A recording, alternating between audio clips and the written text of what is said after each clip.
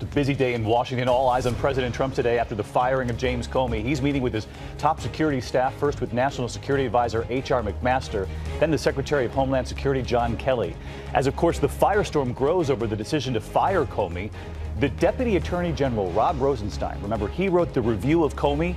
He's now been invited to brief all 100 senators on the decision. Some senators are now also asking to hear from Attorney General Jeff Sessions about his role. And of course, this morning, the search is now on for a replacement for Comey. At least 5 candidates are being considered for the interim director role. And this morning, we are learning more about how Comey reacted to being let go as President Trump contradicts his administration, admitting he wasn't indeed thinking about the Russia investigation when he made his decision. Our chief White House correspondent, John Karl, has new details. Joins us from Washington. Good morning, John. Good morning, Robin. Well, President Trump is now acknowledging that the investigation into Russia ties with his campaign, an investigation that the FBI was overseeing, was on his mind when he fired James Comey. When I decided to just do it, I said to myself, I said, you know, this Russia thing with Trump and Russia is a made-up story. It's an excuse by the Democrats for having lost an election that they should have won. President Trump now acknowledges that when he fired his FBI director, he was thinking about the investigation into Russian meddling in the 2016 election. But he says he still wants the Bureau to see that investigation through. If Russia or anybody else is trying to interfere with our elections, I think it's a horrible thing, and I want to get to the bottom of it, and I want to make sure it will never, ever happen. And Trump insists in the interview with NBC that he never urged James Comey to put the investigation to an end. Did you ask him to drop the investigation? No, never. Did anyone from the White House? No, in fact, I want the investigation speeded up. Did anyone from the White House ask him to end the investigation? No, why would we do that? Any surrogates on behalf of the White House? Not that I know of. Look, I want to find out if there was a problem with an election having to do with Russia, or, by the way, anybody else, any other country.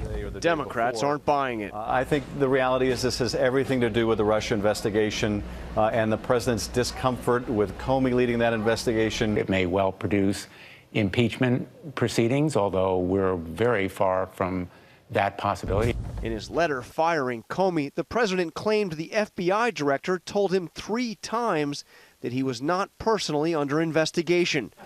Trump says the first time was over dinner at the White House, a dinner he says he believes Comey requested. He wanted to stay on as the FBI head, and I said, I'll, consider, we'll see what happens, but we had a very nice dinner. And Trump says in 2 separate phone calls with Comey, he was told he is in the clear. I said, if it's possible, would you let me know, am I under investigation? He said, you are not under investigation. I know that I'm not under investigation, me, personally. I'm not talking about campaigns. I'm not talking about anything else. I'm not under investigation. As for why Trump decided to fire Comey, the president in the interview contradicted what his senior staff has been saying for days, that the decision was triggered by Deputy Attorney General Rod Rosenstein. He provided strong leadership to act on the recommendation of the Deputy Attorney General. He made a recommendation, but regardless of recommendation, I was going to fire Comey. I asked the White House Deputy Press Secretary to explain those 2 sharply contrasting accounts. Why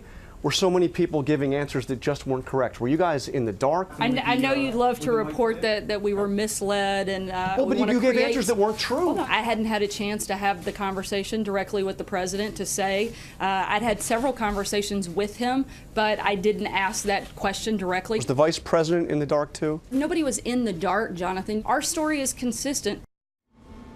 The president was also asked about the unusual optics of the meeting he had the morning after he fired Comey, an Oval Office meeting with the Russian foreign minister, also the Russian ambassador there. He said, it was good to meet with people. We had a good conversation. It was very public and that people knew it was happening.